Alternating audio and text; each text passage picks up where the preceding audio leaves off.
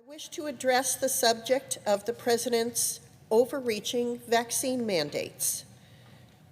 First, we all recognize the devastation caused by the COVID-19 pandemic spread from Wuhan, China, throughout the world. This virus has taken too many lives, more than 4.7 million around the globe, and over 686,000 here in the United States. Each death is a tragedy.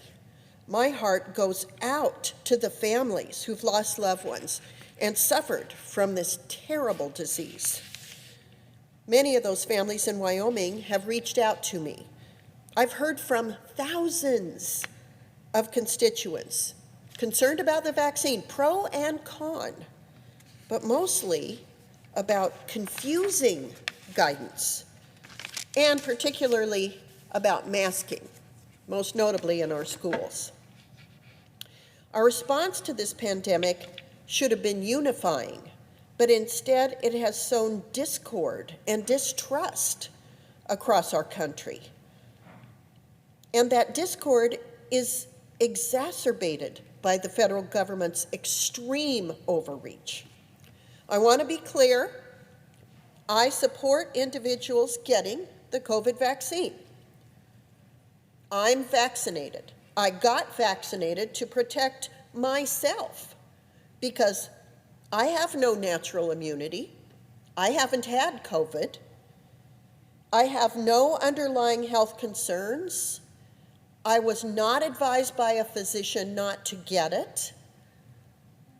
It made sense for me making that decision for myself.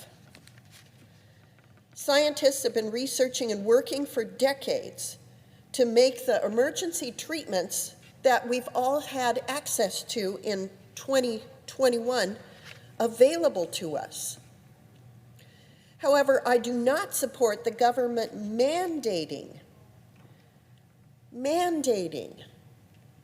matters that come between a patient and their conscience, a patient and their healthcare provider, a patient and their own care decisions. And the recent mandates from the Biden administration do just that. I believe they are far-reaching and burdensome, as do my constituents, including those who have been vaccinated. They will not achieve the desired result.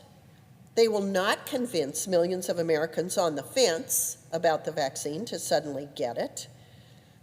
They cause people to dig in. They further politicize our healthcare system. They compound our unemployment problems. Don't take my word for it. Look at the federal government itself. Even unions are opposed to a vaccine mandate, with the American Postal Workers Union, the Federal Law Enforcement Officers Association, and the American Federation of Teachers coming out in opposition, not to the vaccine, but to the mandate.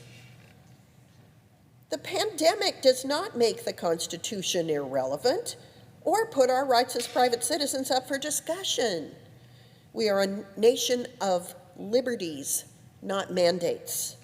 We respect individuals. That's why I'm co-sponsoring several different bills that would protect our citizens from this overreach. One bill, S-2849, clarifies that federal agencies do not have the power to mandate COVID-19 vaccines. While this should be self-evident, sadly, many in Washington, D.C. have forgot about America's founding principles. Another bill, S-2843, blocks federal agencies from fining anyone who violates the COVID-19 mandates. Further, the bill that Senator Lee is offering today, S-2851, audits COVID funding, so the American people know where their tax dollars went over the past year and a half, so we can evaluate what has worked and what has not, as Senator Lee has said. The Biden administration should work to bring us together, not drive us further apart through politicized executive actions. No matter what President Biden decides to do, an individual's right to be in charge of their own health care is sacrosanct. And I believe Senator Lee's bills are a step in the right direction.